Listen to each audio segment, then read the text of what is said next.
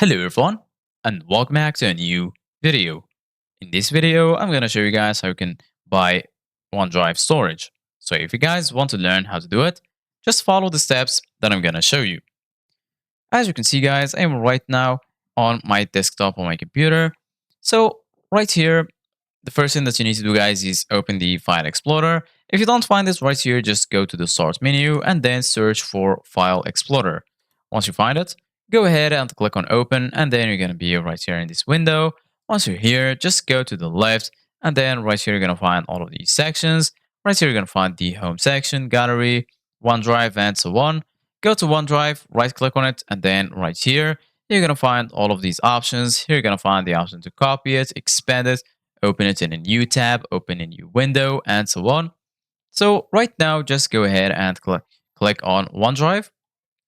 And then once you do that, right here, you're going to find View Online, Settings, and here you're going to find Folder Color.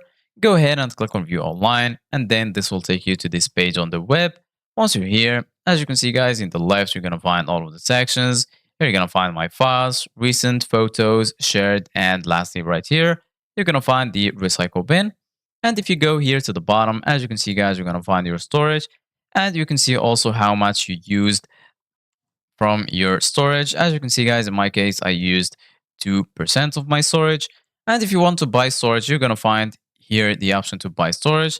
Get storage for all your files and photos. So if you want to get storage, click on buy storage. And then right here, you're going to find all of the available plans. As you can see, guys, there is a basic plan that comes with 100 gigabytes, personal plan that comes with 1 terabyte, and lastly, the family plan that comes with 6 terabytes. So just choose the plan that suits you, click on buy now, and then add your payment method, and then you're good to go. So this is it guys for today's video. Thank you guys for watching. See you guys in the next video.